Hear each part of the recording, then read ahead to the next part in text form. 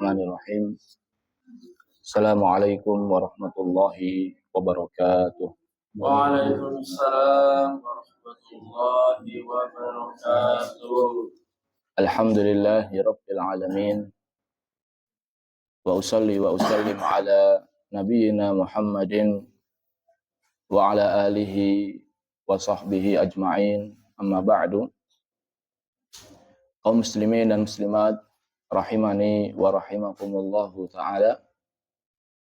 Alhamdulillah, pada pertemuan yang lalu kita sudah menyelesaikan pembahasan tentang puasa. Kita sudah membahas hadis-hadis terkait puasa. Maka pada pertemuan pagi hari ini kita akan mengawali pembahasan tentang kitabus shalah. Kita sudah selesai kitab thaharah. Kita sudah selesai kitabu siam, puasa. Maka pada kesempatan kali ini kita akan mengawali pembahasan tentang hadis-hadis yang membahas tentang sholat. Sholat secara bahasa itu artinya adalah doa. Sholat secara bahasa itu artinya doa. Allah Azza wa Jalla berfirman, wa sholli alaihim, artinya adalah doakanlah mereka. Adapun secara istilah, maka sholat artinya adalah aqwalun wa af'alun ma'lumatun, ucapan-ucapan, doa-doa, dan gerakan-gerakan yang telah diketahui, muftatahatun bitakbir wa muhtatamatun bitaslim. Ucapan-ucapan, gerakan-gerakan yang diawali dengan takbir dan ditutup dengan apa? Salam. Ini pengertian sholat. Jadi sholat secara bahasa artinya doa, namun secara istilah artinya adalah ucapan dan perbuatan yang diawali dengan takbir dan ditutup dengan salam. Adapun dalil akan disyariatkannya sholat, maka banyak sekali. Di antaranya Al-Quran, firman Allah Ta'ala, inna sholata kanat alal mu'minina kitaban mawquta. Sesungguhnya sholat itu bagi orang-orang yang beriman kitaban. Kitaban itu artinya diwajibkan. Sesungguhnya sholat diwajibkan atas orang-orang beriman mawquta, dan telah ditentukan waktunya. Adapun hadis, maka sabda Nabi SAW kita ketika menjelaskan rukun Islam. Nabi SAW bersabda, buniyal islamu ala khamsin, syahadati alla ilaha illallah, wa anna muhammadan rasulullah, wa iqamis salah, wa ita'iz zakah, wal haji, wa saumi ramadan. Nabi SAW bersabda, bahwasannya Islam dibangun di atas 5 perkara. Yang pertama adalah syahadat, bahwasannya tidak ada sembahan yang berhak disembah dengan benar kecuali Allah, bahwasannya Nabi Muhammad adalah utusan Allah, mendirikan salat, menunaikan zakat, haji, dan puasa di bulan Ramadan. Dalil yang ketiga adalah ijma'. Apa itu ijma'? Kesepakatan para ulama. Jadi salat ini dibangun di atas 3 dalil. Yang pertama adalah dalil dari Al-Quran, yang kedua adalah dalil dari sunnah, hadis, dan yang ketiga adalah ijma', kesepakatan para ulama. Sekarang kita masuki hadis yang pertama dalam pembahasan sholat. An Abi Amr Asy-Syaibani. Dari Abi Amr Asy-Syaibani, wasmuhu Sa'd bin Iyas. Namanya adalah Sa'ad bin Iyas. Qala, ia berkata, haddatsani sahibu hadhihi dar. Kata Abi Amr Asy-Syaibani, telah mengabarkan kepadaku pemilik rumah ini.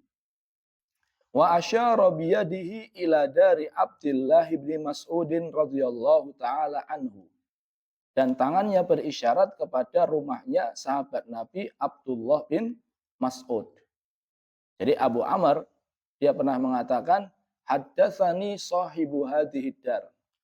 Telah mengabarkan kepadaku pemilik rumah ini. Tadi rumahnya siapa? Sahabat Abdullah bin Mas'ud.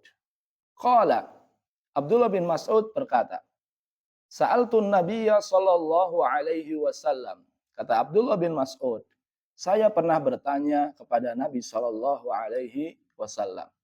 Ini kelebihan sahabat Nabi SAW yang tidak didapat oleh selain mereka. Jadi mereka bisa dengan mudah bertanya langsung kepada Nabi Shallallahu Alaihi Wasallam. Sa'altun Nabiya Shallallahu Alaihi Wasallam. Saya bertanya kepada Nabi Shallallahu Alaihi Wasallam, ayyul amali ahabbu ilallah. Wahai Rasulullah, amalan apa yang paling dicintai sama Allah? Jadi pertanyaannya adalah amalan yang paling dicintai. Bukan amalan yang dicintai. Karena semua amal soleh dia apa kan? Dicintai. Tapi Abdullah bin Mas'ud ini cerdas. Dia pengen minta sama, dia bertanya sama Nabi Shallallahu Alaihi Wasallam amalan yang paling dicintai. Kenapa? Karena umur singkat. Umur singkat. Umur ada batasnya. Sehingga seseorang bagaimana kesempatan hidup yang Allah Ta'ala berikan kepadanya diisi dengan bukan hanya sekedar amalan-amalan yang dicintai. Namun diisi dengan banyak amalan-amalan yang paling dicintai. Sehingga umur yang singkat ini lebih barokah, lebih maksimal dalam pemanfaatannya. Sehingga diisi dengan amalan-amalan yang paling dicintai oleh Allah Azza wa Jalla. Ini juga menunjukkan jamaah bahwasannya amalan itu bertingkat-tingkat. Amalan itu tidak satu taraf. Tapi ada amalan yang paling dicintai, ada amalan yang dicintai. Ketika Nabi SAW ditanya, ayyul amali ahabbu ilallah. Wahai Rasulullah, amalan apa yang paling dicintai oleh Allah? Kata Nabi SAW, as-salatu ala waktiha. Kata Nabi SAW, amalan yang paling dicintai oleh Allah adalah salat pada waktunya. Summa qal, qultu, summa ai. Kemudian Abdullah bin Mas'ud kembali bertanya, apalagi wahai Rasul? Jadi setelah sholat pada waktunya, amalan apalagi yang paling dicintai oleh Allah? Qala birrul walidain. Berbakti kepada kedua orang tua. Jadi yang pertama sholat pada waktunya. Yang kedua apa? Birrul walidain, berbakti sama kedua orang tua. Qultu summa ai. Kemudian saya katakan, saya bertanya lagi, kemudian apa lagi wahai Rasul? Qala al-jihadu fi sabilillah. Berjihad, berjuang di jalan Allah. Qala haddatsani bihinna Rasulullah sallallahu alaihi wasallam. Abdullah bin Mas'ud mengatakan, tiga hal ini Nabi sallallahu alaihi wasallam kabarkan kepadaku, walau istazattuhu lazadani. Kalau seandainya saya minta tambahan, artinya minta tambahan amalan yang paling dicintai oleh Allah, tentu Nabi Shallallahu Alaihi Wasallam akan menambahnya. Namun Abdullah bin Mas'ud hanya mencukupkan 3 saja. Apa jamaah? Yang pertama, sholat pada waktunya. Yang kedua, birrul walidain, berbakti sama kedua orang tua. Yang ketiga, jihad di jalan Allah. Jadi ada 3 amalan yang paling dicintai oleh Allah Azza wa Jalla. Pertanyaannya, mana iman? Kata para ulama, ini membahas tentang amalan zahir. Amalan zahir, amalan anggota badan. Tidak membahas tentang iman. Tentunya iman lebih dicintai lagi daripada 3 hal ini. Jadi kalau mau dimasukkan amalan hati, maka yang paling menempati kedudukan pertama adalah apa? Iman. Namun 3 ini adalah amalan anggota badan. Kaum muslimin dan muslimat rahimani wa rahimakumullah ta'ala. Terkait hadis ini ada 2 pembahasan yang ingin saya sampaikan. Yang pertama adalah hadis ini menunjukkan bahwasannya amalan itu bertingkat-tingkat. Amalan itu tidak satu taraf. Ada amalan yang dicintai, ada amalan-amalan yang paling dicintai oleh Allah Azza wa Jalla. Di dalam hadis ini, Nabi Shallallahu Alaihi Wasallam menyebutkan 3 amalan yang paling dicintai. Yang pertama adalah as-salatu ala waktiha, salat pada waktunya. Dan ini adalah amalan yang paling afdal jamaah dan amalan yang paling dicintai oleh Allah, amalan yang paling bisa mendekatkan diri seorang hamba kepada Allah Taala. Maka dari hadis ini atau dari poin yang pertama ini, kita bisa mengambil pelajaran hendaknya seseorang bersegera untuk menjalankan sholat di awal waktu. Karena arti dari sholat pada waktunya, itu maknanya adalah sholat di awal waktu. Jadi kata para ulama, maksud dari sholat pada waktunya itu bukan sholat sembarangan, artinya bukan sholat yang diundur-undur. Namun maknanya adalah sholat di awal waktu. Mana buktinya? Buktinya adalah praktek Nabi Shallallahu Alaihi Wasallam. Praktek Nabi Shallallahu Alaihi Wasallam menunjukkan akan hal itu. Nabi Shallallahu Alaihi Wasallam senantiasa sholat di awal waktu, dan Nabi Shallallahu Alaihi Wasallam tidak melakukan kecuali yang paling afdol. Jadi jamaah, makna dari sholat pada waktunya adalah sholat pada apa? Awal waktu. Contohnya sholat asar, sholat duhur. Sebenarnya jam 1, jam 2 itu masih waktunya enggak? Masih. Tapi amalan yang paling afdol adalah ketika dilakukan di awal waktu. Habis adzan tunggu sekian menit, baru dia melakukan sholat. Ini adalah amalan yang paling afdol, amalan yang paling dicintai oleh Allah, amalan yang paling bisa mendekatkan diri seorang hamba kepada Allahu Azza wa Jalla. Maka seorang muslim, dia berusaha minta tolong sama Allah agar bisa senantiasa sholat di awal waktu, karena itu merupakan amalan yang paling dicintai oleh Allahu Azza wa Jalla. Yang kedua, birrul walidain. Berbakti kepada kedua orang tua. Berbakti kepada kedua orang tua ini maknanya luas jemaah. Maknanya luas. Artinya bukan hanya dibatasi dengan ucapan, bukan hanya dibatasi dengan perbuatan, namun dalam segala hal. Dalam segala hal yang bisa menjadikan orang tua itu bahagia, yang bisa menjadikan orang tua itu merasa dihormati, maka itu termasuk bentuk kebaktian. Jadi berbakti itu dengan segala hal yang bisa menjadikan orang tua merasa bahagia. Dan ini sudah dibahas secara lebar sama Ustadz Meka hafidhahullah ta'ala. Yang ketiga adalah al-jihad. Berjihad di jalan Allah Azza wa Jalla. Jihad, kata Ibnu Qayyim rahimahullah ta'ala, itu terbagi menjadi 4. Yang pertama adalah jihadun nafsi. Berjihad melawan hawa nafsu. Dan ini jihad yang paling wajib jamaah. Ketika seseorang berjuang untuk menundukkan hawa nafsunya. Ketika seseorang berjuang agar hawa nafsunya sejalan dengan apa yang diinginkan oleh Allah Ta'ala dan Rasulnya. Jadi manusia tidak mungkin dia menghilangkan hawa nafsunya. Namun yang dia usahakan adalah agar hawa nafsunya berjalan sesuai dengan apa yang diinginkan oleh Allah dan Rasulnya. Ini jihad yang paling wajib, yaitu jihad melawan apa? Hawa nafsu. Yang kedua adalah jihadus syaiton. Berjihad melawan setan. Karena kita ini musuhnya 2. Yang pertama adalah hawa nafsu. Yang kedua adalah siapa? Setan. Jadi kita di samping berjuang melawan hawa nafsu, kita juga berjuang melawan setan. Karena setan itu kemarin kita sampaikan nggak ada istirahatnya jamaah. Karena dia mengalir di tubuh manusia sebagaimana aliran apa? Aliran darah. Dan nggak ada istirahatnya, dalam artian selama manusia masih bernafas, akan terus digoda sama setan.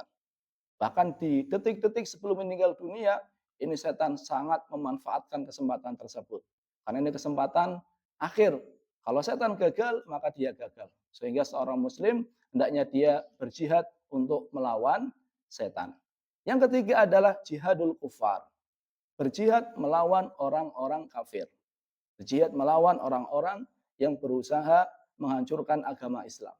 Dan yang keempat adalah wajihadul munafiqin. Berjihad melawan orang-orang munafik. Yaitu orang-orang yang menampakkan keislaman, namun sejatinya mereka bukan orang Islam. Jadi kata Ibnu Qayyim rahimahullah ta'ala jamaah, jihad itu ada 4. Yang pertama apa? Jihad melawan hawa nafsu. Yang kedua jihad melawan setan. Yang ketiga jihad melawan orang-orang kafir. Yang keempat jihad melawan orang-orang munafik. Ini 4 jihad yang hendaknya diperjuangkan oleh seorang muslim. Kemudian mungkin ada yang bertanya, Ustadz, kok di sini Nabi Shallallahu Alaihi Wasallam hanya membatasi dengan 3 amalan, kok tidak menyebutkan amalan yang lain? Kata para ulama, di antaranya At-Tabari rahimahullahu taala, beliau Shallallahu Alaihi Wasallam mengkhususkan 3 amalan ini. Kenapa? Li'annaha unwanun ala ma siwaha minat ta'at. Karena 3 ini merupakan tanda untuk amalan-amalan yang lain. Jadi kalau orang 3 ini dia bagus, maka insya Allah amalan-amalan yang lain pun apa? Bagus. Yang pertama sholat. Orang kalau seandainya sholatnya baik, maka akan baik apa? Amalan yang lainnya. Tapi kalau seandainya dia menyia-nyiakan sholat, maka kewajiban yang lainnya akan lebih dia sia-siakan. Kenapa? Karena dia tahu sholat ini adalah amalan yang paling afdol, amalan yang menjadi penentu, amalan yang sebenarnya ringan, keutamaannya banyak. Yang seperti ini saja kalau seandainya disia-siakan, maka tentunya yang kewajiban-kewajiban lain akan lebih diapakan? Disia-siakan. Yang kedua adalah berbakti sama orang tua. Kalau seandainya orang tua yang banyak jasanya, orang tua yang haknya sangat besar, orang tua yang ketika Nabi ditanya siapa yang paling berat untuk dilakukan dengan baik, Nabi SAW menjawab ibumu, ibumu, ibumu. Baru yang keempat apa? Bapakmu. Kalau seandainya yang seperti ini aja, yang haknya besar, yang jasanya besar, itu tidak diperlakukan dengan baik, tidak digauli, tidak dipergauli dengan baik, tentu yang lain akan apa? Lebih tidak baik lagi. Jadi kalau seandainya sama orang tua aja tidak baik, maka tentu kepada selain orang tua akan lebih apa? Tidak baik. Yang ketiga adalah jihad. Kalau seandainya dia meremehkan jihad kepada orang kafir, padahal orang kafir ini adalah orang yang paling besar permusuhannya terhadap Islam, maka tentunya berjihad kepada orang yang permusuhannya di bawah orang kafir akan lebih meremehkan lagi. Jadi intinya jamaah, kenapa Nabi Shallallahu Alaihi Wasallam menghususkan dengan 3 amalan ini? Karena 3 amalan ini menjadi tanda, menjadi barometer kebaikan seorang muslim. Ketika dia bisa melakukan 3 amalan dengan baik, maka yang lainnya pun akan apa? Baik. Namun ketika dia menyia-nyiakan 3 amalan ini, maka yang lainnya pun akan sia-siakan. Wallahu taala alam bisawab. Terima kasih atas perhatiannya. Mohon maaf atas segala kesalahan. Kita tutup dengan doa kafaratul majlis. Subhanakallahumma bihamdika asyhadu an la ilaha illa anta astaghfiruka wa atubu ilaih. Wassalamualaikum warahmatullahi wabarakatuh. Waalaikumsalam.